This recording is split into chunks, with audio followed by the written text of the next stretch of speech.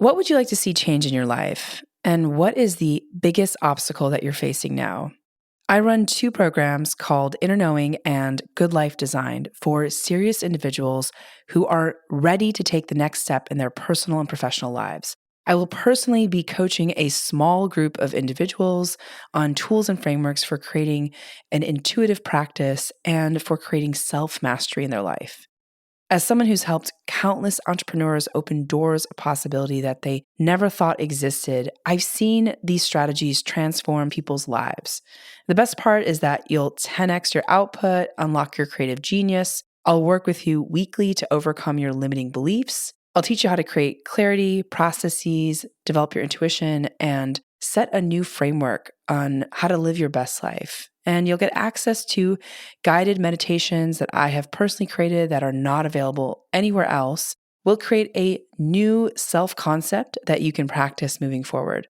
This method is so effective that even if you don't have a lot of time or if you think you're not ready for a change, these frameworks and methodologies will still work for you. You can check out the link in the show notes to join the waiting list, and you can also check out what some of the previous clients had to say about our time together. It's first come, first serve, and I hope to see you there. Hi, my name is Yasmin Tarehi, and this is Gateways to Awakening, where we host one-on-one conversations with leading experts in wellness, well-being, and spirituality. On today's episode, I'll be speaking with Liana Chaouli. Liana is the president and founder of Image Therapists International, a globally recognized thought leader, style sage educator, public speaker, and formally trained couture designer. Liana developed the process of image therapy, which provides transformation through the empowerment of language, action, and wardrobe to shift debilitating self-beliefs and renew confidence. She spent 4 decades consulting CEOs, celebrities, and political figures on matters of self-image, and she believes everyone should feel like the most beautiful version of themselves. And I'm so excited to welcome her to the show. Welcome to the show, Liana. Thank you. I'm so excited to be here and have this really powerful conversation, empowering and a conversation full of powerfulness. That's what this really is. And that's, the most important. I think for me, it's always been the most important dream since I was a child. Like to see that people can look at something, hear something, listen to something, gain some information, and then put it into their basket and grow. Yes, yeah, absolutely. That's what you do. And so I'm delighted to be here. Thank you for inviting me. Oh, well, for those who can't see Liana, she is just an incredible, beautiful, beautiful woman who has such incredible style. So check her out if you have folks are able to go into Google and put Liana Chaouli and check out who she is. She's a great personality. So to kick it off, Liana, why is our image so important? Oh, wow. That's a great question. Well, we are judging animals, all of us. We are different. Even in the animal kingdom, animals judge. They judge by how strong is another animal, another mammal. It's not just mammals; it's every animal does it. And we are the king and the queens of doing that. We look at another person, and our brain immediately decides certain things. You can call it bias, you can call it experience, you can call it path of living, you can call it whatever you want, but we all have it. And the truth is that wherever you go, there you are.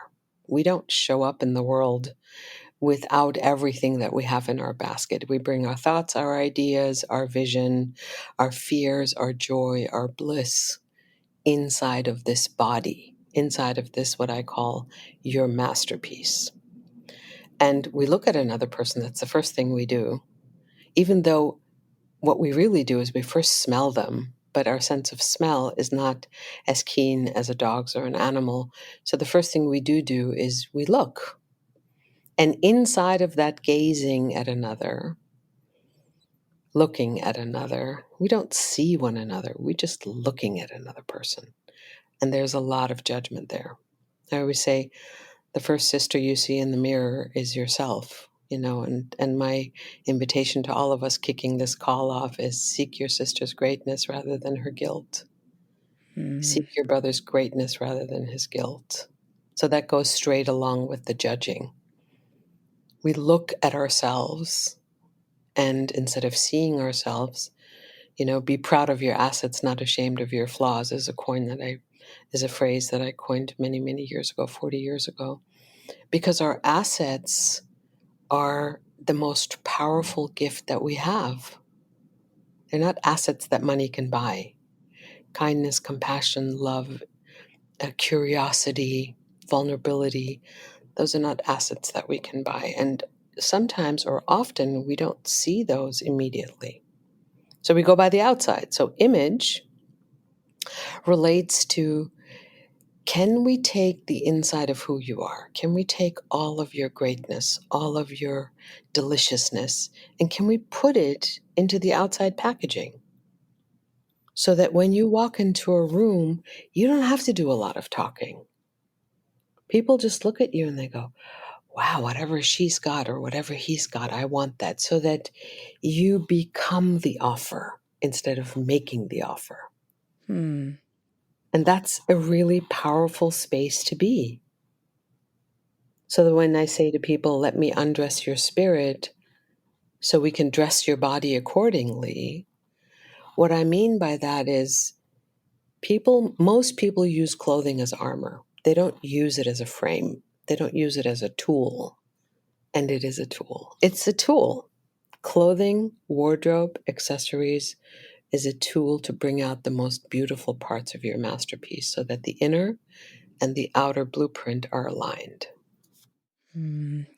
Wow, it's so powerful. Liana, I mean, I think a lot of people have a lot of difficulty with understanding what actually makes their image look good and also if they can actually be authentic with their image. So, why do so many people get their image wrong? Well, that's a fantastic question. And so I would like to just rephrase that statement. People don't get it wrong. People don't know what they don't know. Like if you don't know what a mango tastes like, you don't know that you want one. If you don't know how delicious it is and how much vitamin C it has and how fragrant it is, why would you want one? You'd think it's a little tiny football. You'd look at it and you go, "Oh, I wonder what that is. That looks weird." You know? So when you don't know what you don't know, and when you don't know what you don't know that's inside of you, that we weren't raised in the palms of our parents' hands and our parents going, you, my beautiful child, are the most gorgeous, beautiful expression of the divine that there ever was. We weren't born like that. We weren't raised like that. Were you? I wasn't. And people who are listening, they'll go, oh my God, did she come to my house? Was she there when I was a child? Yes, because our parents didn't know any better either. Okay. So we weren't raised to look at ourselves and see ourselves in the light of being a masterpiece. And so we have questions, and we question our bodies, and we question our abilities, and we question our heart, and we question our choices. And even if we don't question those choices, at the bottom of the barrel inside of us, most of us have this, really, am I really good enough? Okay. So the am I really good enough then goes to, oh, I should hide this, or I should do that, or, this is what fashion is telling me. Everyone's getting so many mixed messages. Yasmin, everyone.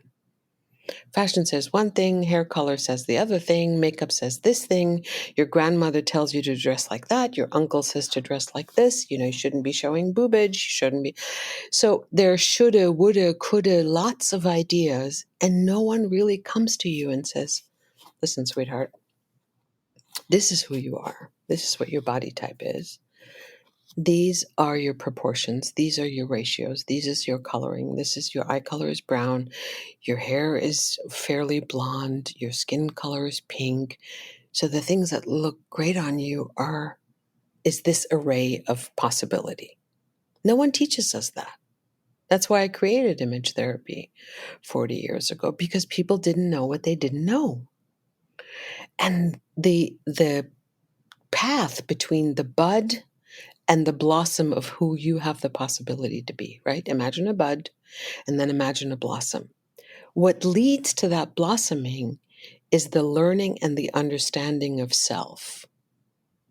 Just like you learn about what's good for you in food, just like you learn about exercise, just like you learn about how much sleep you need.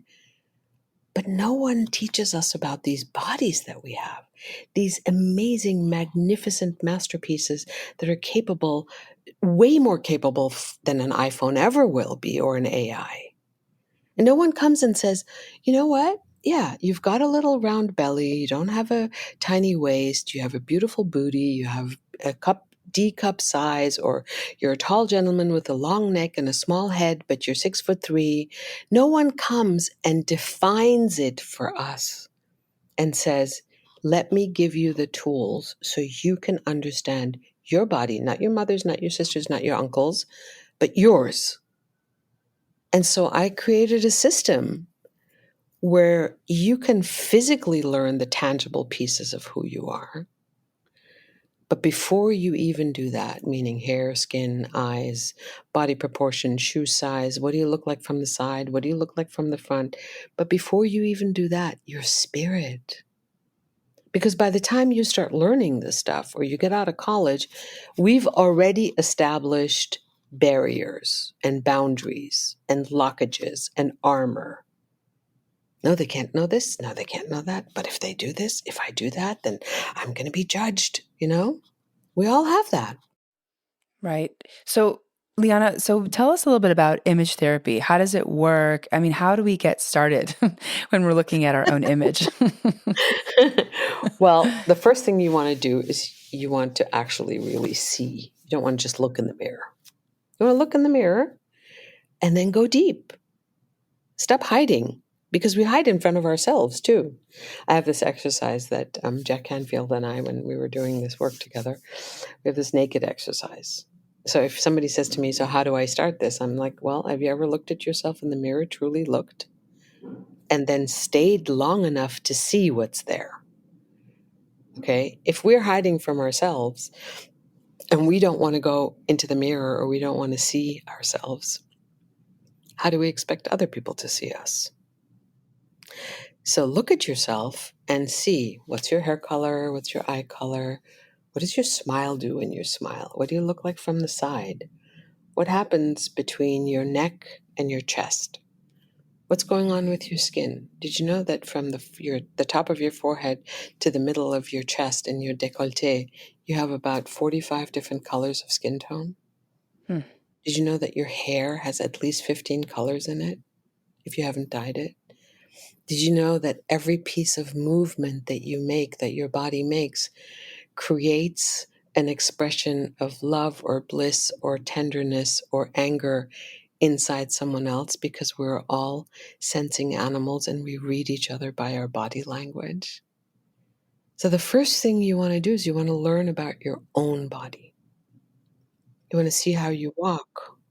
You want to see how much room you take up in the world. A Japanese geisha doesn't take up any room in the world, okay?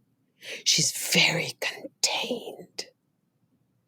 But an Italian mama making pizza or pasta in the kitchen, nothing contained about that. Then you want to hear, what's your voice like? So you've been listening to my voice. Well, if I sounded like this, I'd be a very different person, right? For those of you who are going online and you're looking at my picture. So people don't realize, you're laughing because you know what I look like. You know, people don't realize that there are dimensions of you. There's color, there's movement, there's your gait, there's your gaze, there's your voice, there's your ability to project your voice or keep it very quiet and still to yourself. There's your ability to take up a lot of space in the room, which many people, especially women, have a hard time doing. They don't want to take up space because we've been told we're supposed to sit on the back of the room. So, what is your normal? And then look at that normal and invite it to be here with grace and joy and bliss. Nothing about you has to change. Nothing. There's nothing wrong with any human being. We are all here with our own voice. We are a note in the divine symphony of the world. Mm. When you hide a note in a concert, the concert doesn't sound the same. So no more hiding. I love it. We all need to show ourselves more, and I think that you touched on so many points here that many of us are just not looking at ourselves, like really looking at ourselves and knowing what we're working with, and also just being unapologetic of who we are and how we want to represent ourselves in the public. And I do Mhm. find it's very confusing to know where to start and to know where to look, and I think we all know intuitively when we're wearing something that we know we look good in and that we know we feel good in, right? And the analogy that I oftentimes use is like if I wear a dress and I just feel so good in it, and I wear it all the time versus like another one that I might not feel as good in it. I might have to ask people for their opinion. Mhm. I might need a lot of reassurance, and I just end up not wearing those types of outfits, right? Right. But I think like what you said is like we don't know what we don't know, and so we might still feel like we're feeling really good in this outfit, but yet maybe it's actually not the best representation of the clay that we were sort of given in life. And so, by the way, I'm going to ask later in the show, and this was very did not mention this to you. I would love, since you know me and since we've connected a couple times, what advice you'd give me. Oh, As I like, would love to. Yeah, okay. and the people who know you will know exactly what I'm talking about. By the way, what you just mentioned is a very important piece of this. You said, "I love it, but, maybe it's not great for me." So this is when I say, "You love the outfit, but does it love you?" Mm, That's the question. Because if it doesn't love you back, it's like a bad boyfriend or girlfriend in your bed. It shouldn't be in your closet, and it shouldn't be in your bedroom. It shouldn't be in your life. But people don't get that. Like they'll go, "Oh, but I love it." And I'm like, really? If you love it that much, but it walks in a half an hour before you do and leaves the party an hour after you and is completely drunk because that's all people remember. "Oh, did you see that woman in that big flower dress? I mean, what was her name? I don't know. But did you see those flowers? Oh my God, those were so ugly." You know, this is what people do is like that you might love something. Like I love whatever, sweets or mashed potatoes with a lot of butter and cream. Yeah. But you know what? They don't love me as much as I love them. Because I might as well just like put it on my hips, not have it on my lips, right? So clothing is the same. Like you can say, "I'm really attracted to this." And so the process of image therapy, when people come and do this work with me, in groups especially, and for those of you who are listening, you can learn this. This is a learnable skill. Dressing is an embodied action that is a learnable skill. Don't give me any of this, "I didn't get the style gene." Don't tell me I didn't get the girl gene. Don't tell none of that. Okay. For 40 years I've been doing this. And I know people who couldn't even look at a piece of clothing and go, "Yeah, this works." Meaning they had no zero skills that are now dressing themselves with empowerment and style and confidence.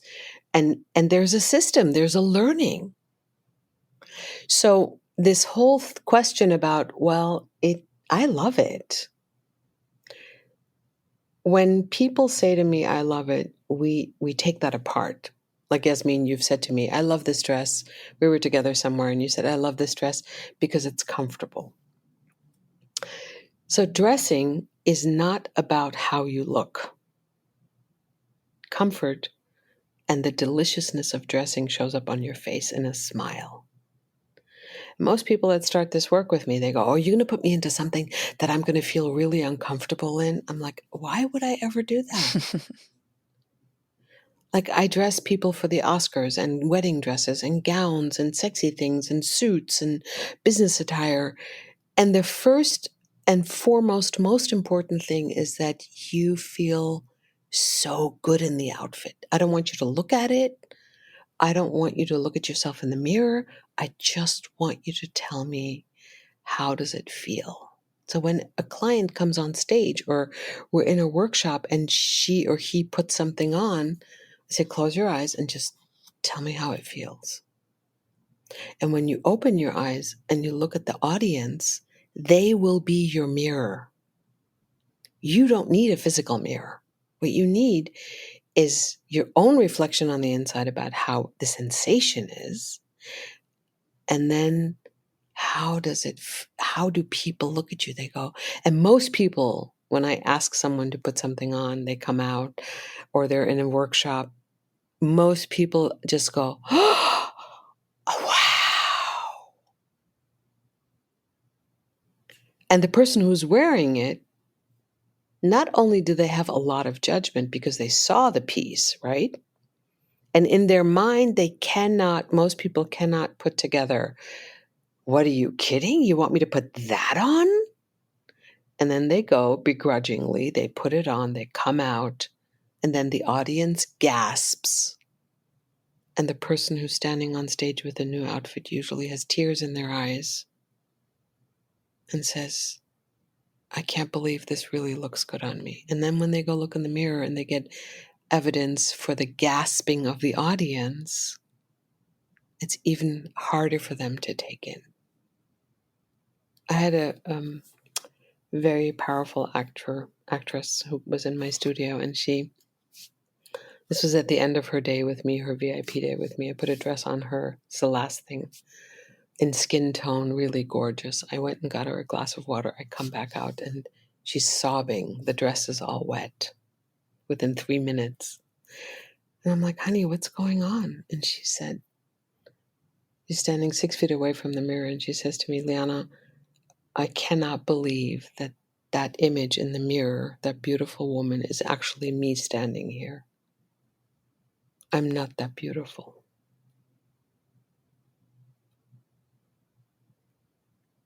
And the truth is,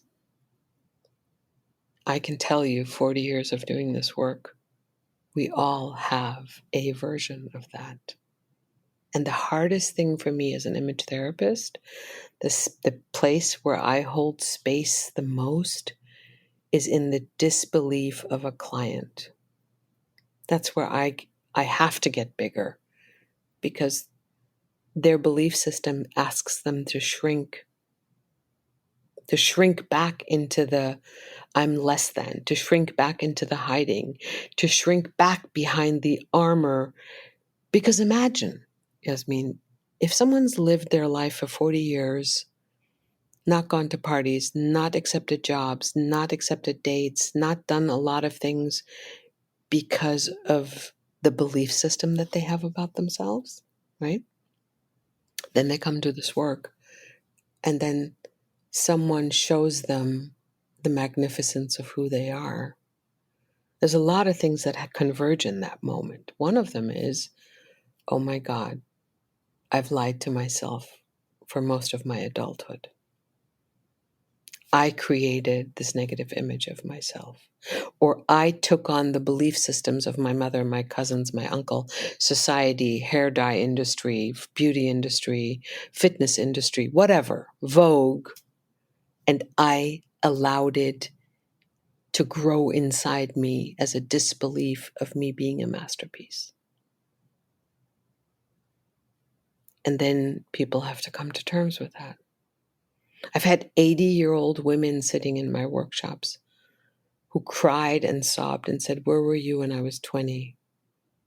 Liana, why is this not being taught in high schools and at the beginning of colleges so that our next generation doesn't have to go through all the negativity and all the armoring and all the I'm not good enoughness of what we went through? Right.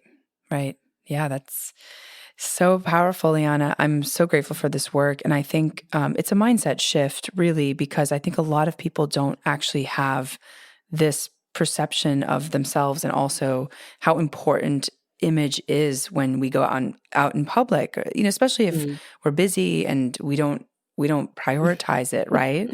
Um, Why right? do people not prioritize it? So this is always my question, Yasmin. It's like, oh no, my book cover. Oh, my website. Oh, I've got to go and I'm too rushed, And I say, wait a second, wherever you go, there you are. You should never be the last. You should always be the first. Always and in all ways. Look, there's a thing that I teach that comes from Kabbalah, that I need to fill my own vessel up. Okay? If my vessel is full, I can give of my saucer. Don't ever give of your cup. Give from your overflow. Not taking care of yourself the way you dress, the way you take care of your body, the way you take care of your teeth, your sensuality, your private parts, your home, your bed sheets. I don't care. The candles, the kind of coffee you drink, whatever it is that has to do with you, because you are the masterpiece, the center focal point in your life. You are the antenna. You are the offer. Why would you come last? How does that fulfill the world's passion? It doesn't, because you're always lagging behind. Thank I you so get much, very, Leah. get very I love it. passionate about this stuff. I No, I know. love it. I love it. It's such an important. It's so important. I mean, it's really. I'm very moved by the way that you're expressing the importance of image, Liana. I want to actually take us to your childhood, because I know that your childhood and also your family really shaped the way that you came into this world, and probably catalyzed, right, this career in image therapy. It didn't catalyze it. I mean, my mother, who is today my biggest supporter and who I've had, my mother has been my biggest teacher, and my mother is the one whom I attribute this work to, because without her, none of this would be happening. And people say to me, how long have you been doing this work? I say, my whole life. And I didn't even know where that came from. And then one time I was teaching at an image consultant's, it was a huge, like, year, the main culmination of the year. And I was the keynote speaker, and my mother at the time was close to where I was speaking. I was in Washington, and she came and she said, I want to hear you speak. I've never heard you speak. And I had a very difficult relationship with my mother. I'm the oldest of three, and, was always the one taking care of my siblings. My mother wasn't really well when we were children. And so she comes and she is inside the breakout session after the keynote, and the breakout session was super full and standing room only. And I just asked people, can you please go up to the microphone at the end, because I was teaching a workshop on how to make off the rack clothing look and feel like custom to image consultants, because I was the only couture designer. And what was interesting was a woman goes up to the microphone and she starts talking, and I almost had a heart attack, because it was my mother. She says, I don't have a question, but I have a comment. And my heart almost stopped. I'm like, oh my God, what is she going to say? Because we had a very, very difficult relationship. And she says, when I was a young woman, my 2.5, 3-year-old daughter would go into my closet and play, and I was in bed with the covers over my head because I was so sick. And she would go and pull on the dress until the hanger broke. She'd get the hat, the shoes, the glasses, the makeup, the gloves, the everything to match. She'd lay it out all on the bed that I was lying in. And then she'd come and she'd pull the covers off my face. And the best she could, she'd say, Mommy, please get dressed. Because when you get dressed, you're going to feel better and you're going to feel happy and beautiful. And then we can go out and have fun together. And she continued by saying, I was so sick that I could not follow my daughter's invitation. And as a child, she already knew what was right for the world and what was right for you. I couldn't follow her invitation, but you can. Because the same little girl that dressed me is standing at the front of your room today, and she taught you everything she knows. And I know how good she is at what she does because I was her first client. Mm. It's because of my mother that I go up to women on the street and I go, please let me help you. It doesn't have to be like this. Literally. People think I'm crazy when I do that. They say, what? I go up to people and I just like grab their hand and I'm like, you can't buy that black dress. Don't buy that black dress. So much so that I stopped a woman at Macy's and I said, you can't do that, right? 15 years later, I'm speaking at a private event in someone's home. There's 30 women in the room.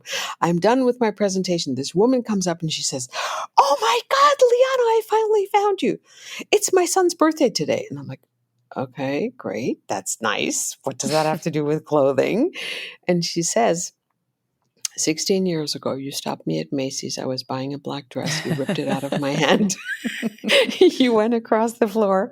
You got me a purple and a teal dress. You made me go to the cash register and buy them. I went home. It was our wedding anniversary. My husband and I never left the house because I wore the purple dress. And 9 months later, my son was born. And that purple dress, after 16 years, is still hanging in my closet. And I had no idea who you were, and I didn't know how to thank you. So here I am thanking you in person. Oh, wow. And this happens all the time, Yasmin. And it's not that I want to say, this isn't me, because all I am is the conduit for a divine message, for God's message to show you and to remind you of how amazing you are. And to stop using clothing as armor, to stop hiding, to allow your beauty to shine. People say to me, well, why do we hide? And I have one very important thing that I want to say. This is like, if you don't take anything from this podcast today, this is what I want you to remember. We hide because we're judged. But here's the reason why we really hide. Imagine, Yasmin, wherever you go, whether you go to the bathroom in a club, or whether you go to the supermarket or your dentist, or you're in traffic and someone's looking at you, no one will ever forget you. You will, for the rest of your life, be unforgettable. Can you even imagine a world like that? Because what that brings with it is incumbent upon you to act at your highest self. You can't say, oh, I'm not going to the party, even though I said, yes, I'm going. You can't back out. You can't be late. You can't act from your lower self, because no one will forget you. And what that means, in turn, means you have to keep showing up at a very high level. You have to be present. You have to be conscious. You have to act from your higher self, even though you'd like to be mediocre, because it's more comfortable. You won't be able to do it. And I think that's why people hide. Fascinating. So, I mean, it's really so much. There's so much to unpack here. I mean, yeah. So I think I love that idea of just always operating from your highest self. And it actually reminds me, my mom has been a big proponent of me always dressing up. And I had this one moment where I had gone through like this knee surgery, and she came to take care of me. This is many years ago now. And we were going to go to the hospital to check in with the doctor. And she's like, you're not wearing that, are you? And I said, well, I have a cast over my knee, and I'm like limping, and I'm on crutches. And she was like, she said in her Middle Eastern accent, she's like, no, honey, we're going to dress you up. And I think I was wearing like some beautiful skirt, really beautiful blouse with my crutches. And it was like a reminder of, I think, all the, like, who I was without the surgery. And when I walked into the doctor's office, they were like, you are the best dressed post ACL patient we've ever seen. Oh, I love that story. Yeah. Yasmin, that's the thing, I have thousands of stories like this. Thousands. There's a gentleman that saw me speak at a Sultan's convention, also another keynote, lots of people, thousands of people in the room. And the next morning, he's sitting with his wife next to me at breakfast, and he said, "Oh, you were the speaker yesterday?" And I said, "Yes."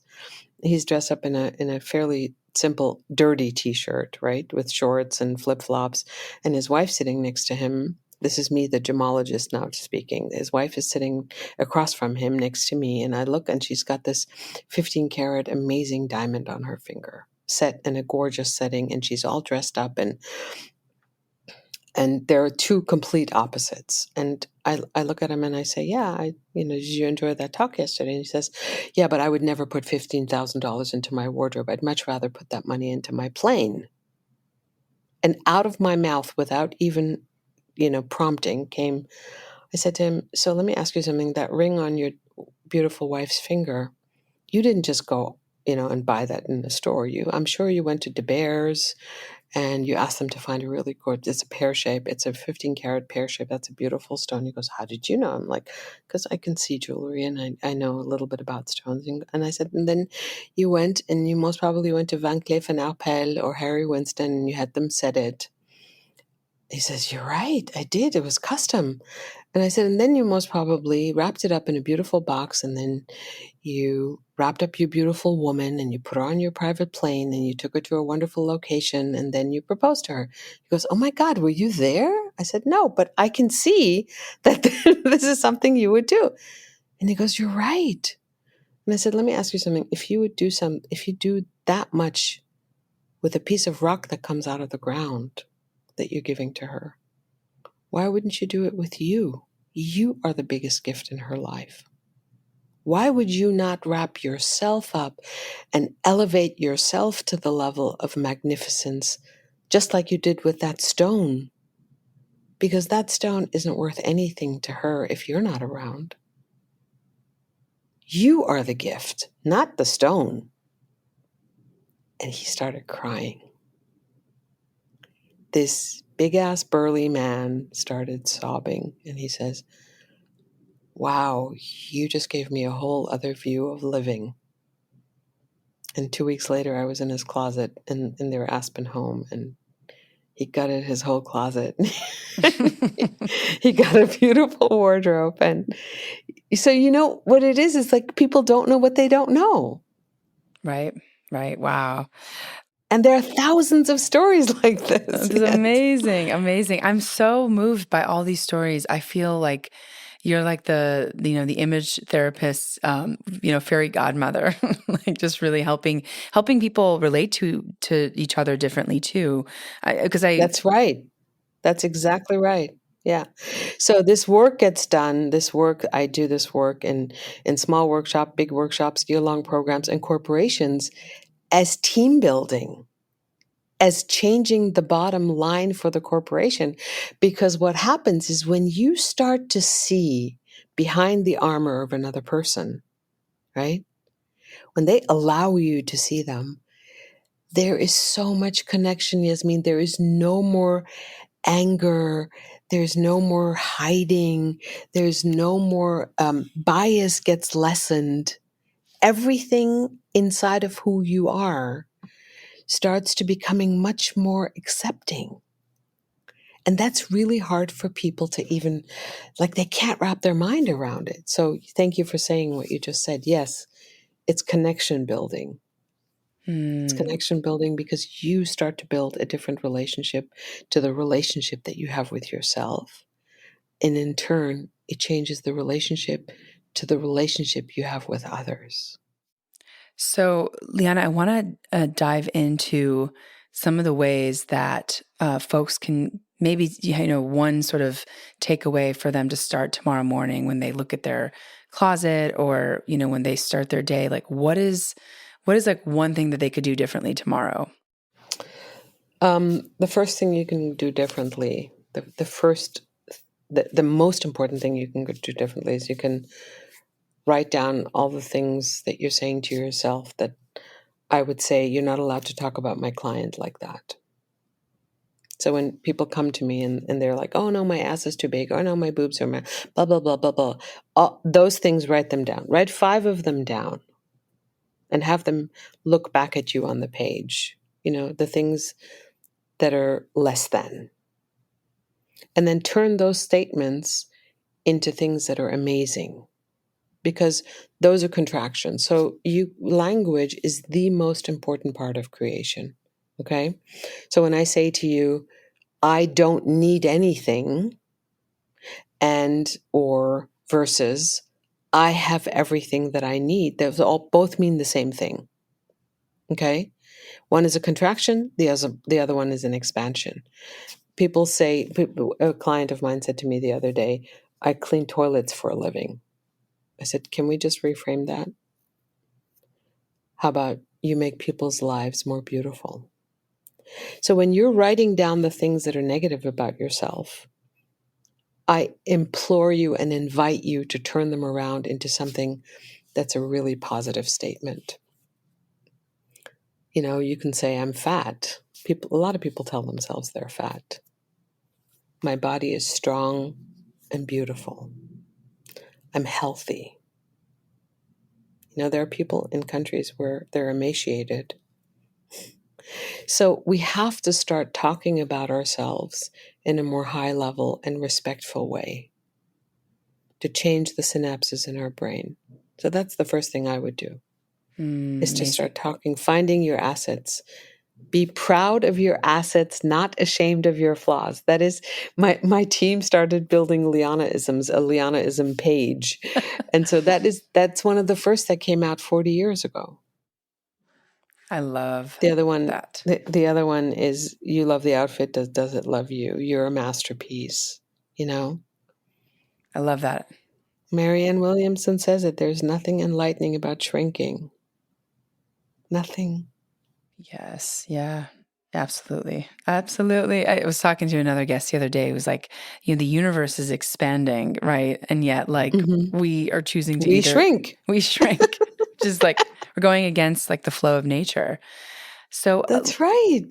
Yeah. Liana, I want to ask if you could give, I can be your case study on case study. Yes, let's keep you as a case study. Let's do you as a case study. Yeah, and I think just to give people maybe some context, I'm Middle Eastern, long brunette, brown hair. I'm a brunette, brown eyes. I think you could probably find a picture of me on my social media account. But yeah, I'd be curious, what are the steps that you would go through in terms of advice? And since you know me, what would be? And so I can be completely open. Well, I don't know. She's like, oh my God, what is she going to say? So I'm gonna ask you questions which you don't have to answer, and they're not even questions; they're reflections. Okay, and then you can agree with them or you can disagree with them. How's that? Perfect. Okay, so I see who you are as a very expressive human being. Would you agree with that? Yes, I agree. You're expressive and curious. Yes. Would you agree with that? Mm-hmm. You are also a woman who is balanced in her feminine and masculine. Would you agree with that? Yes, I would agree with that. Okay. So the thing that I see about you that's the absolute, it's like the twinkle in your being, is that your curiosity doesn't have boundaries. And the fact that your curiosity doesn't have boundaries, it's like you're constantly coming to the table and going, what about this? And how about that? And oh my God, I love this. Did I get you right? Yeah, that's pretty accurate. Okay. So that's a huge part of who you are. Okay. And that your you-ness cannot get taken out of that. So I can't just put you into clothing that looks like, an Ann Taylor suit. I can't just put you into something that's dry and too masculine or too feminine or too in a box. It doesn't work. It just doesn't work because it doesn't develop and show the world all the facets of you. You have a sense of whimsy. So tell me if you agree with that. Are you whimsical?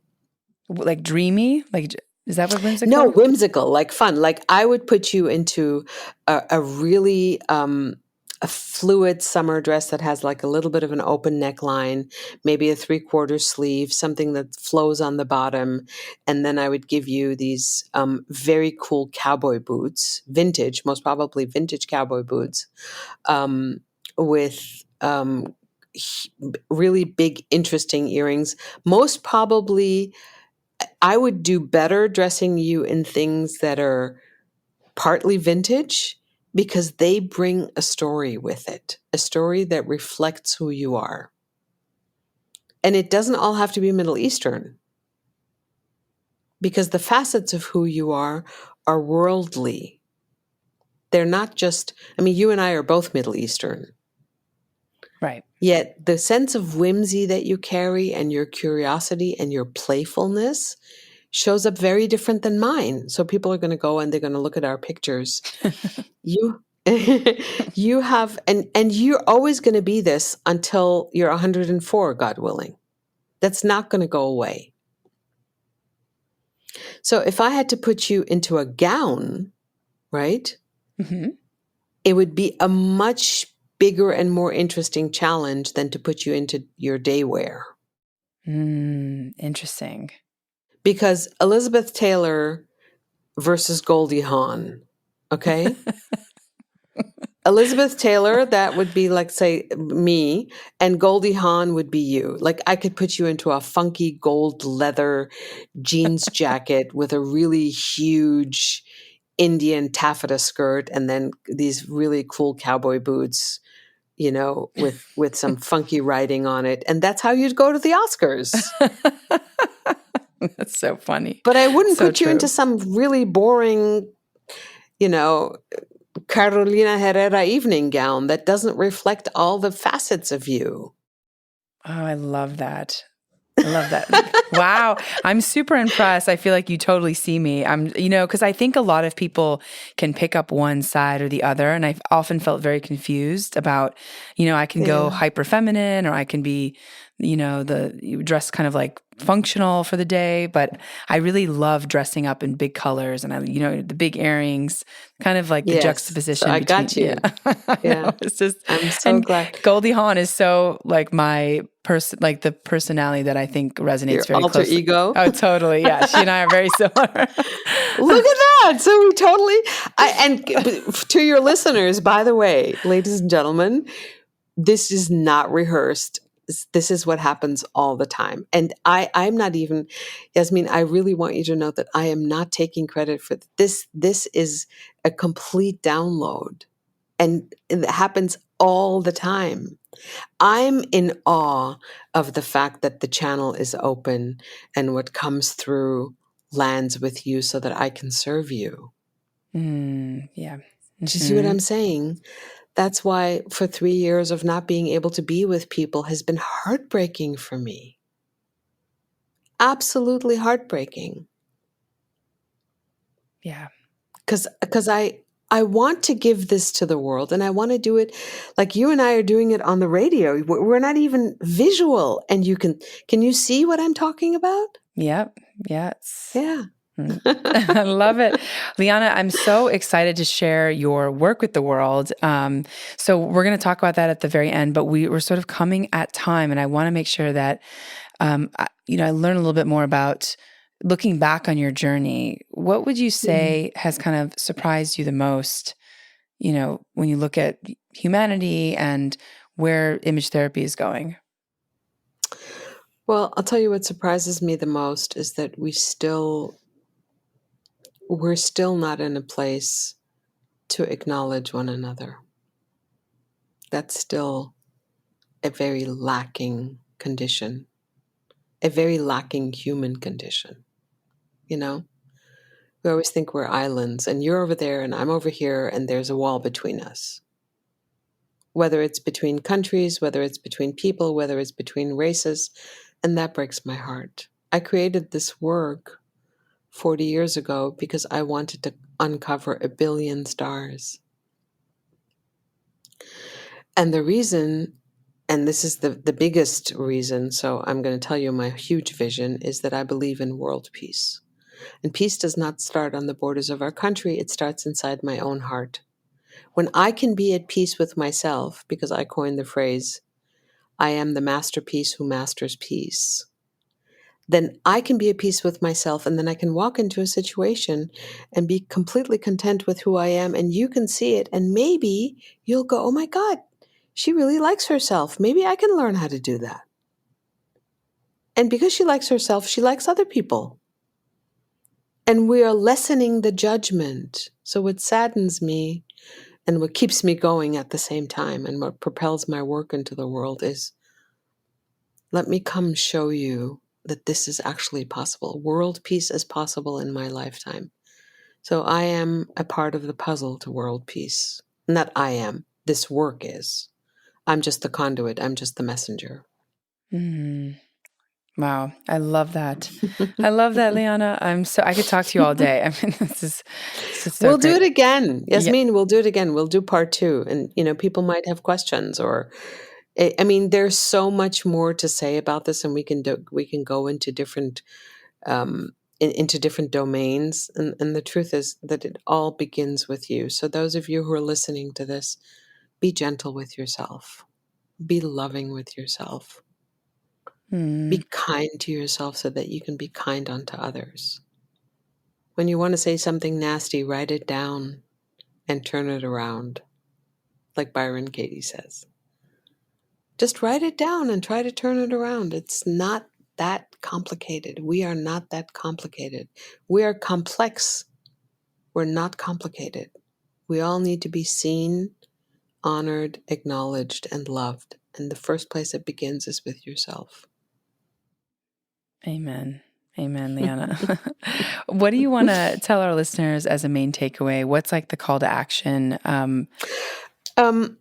There's a couple of I think that, did you get a link? Did we share a link with you? Yes, I did. I got the link to, yeah. Do you want to speak it? Because I don't have it right in front of me. I think that you guys can all learn about this. And there's a way to learn that is very powerful. You can start watching videos. You can come and connect with us on social media. You can go to my website, imagetherapist.com, and you can learn a lot. You can get a free video series at betheoffer.com. There's plenty of ways to connect with us. And I'd love hearing from all of you who are listening to this, because I want to see and hear how it landed for you. And I'm super accessible on TikTok, on social media, on my website. Yasmin, you know. Yeah. Yeah. And you also have a lot of really interesting videos online, and your course at YouTube. YouTube. And your course is, I don't have the exact link, but it's Virtual Style Academy. And there's all these incredible modules. I've just been really blown away. You call it like the process of the PhD in design of who you are. It is the PhD in design of who you are. So for those of you who want to jump right in, you can go online. You can sign up for the Virtual Style Academy. It's the virtualstyleacademy.com. For those of you who have questions, you can connect with me on my website, imagetherapist.com, or you can send me an email, liana@imagetherapists with an S at the end.com. And for those of you who want to get a free gift, go to betheoffer.com. Be the offer, betheoffer.com, and join us on this journey. It's a really, really fun ride, and I can't wait to meet all of you in person. Thank you so much, Liana. It's such a pleasure to connect with you. Thank you for sharing your wisdom and for inspiring us. And, I'm now going to go take a look at my closet after this conversation. So thank you so much for your time. Thank you, sweetheart. And for our audience, thanks for joining and for listening. In this episode, we learned about how to gain confidence through your wardrobe with Liana Chaouli. And you can tune into Gateways to Awakening, where we host one-on-one conversations with leading experts in wellness, well-being, and spirituality. Thanks again.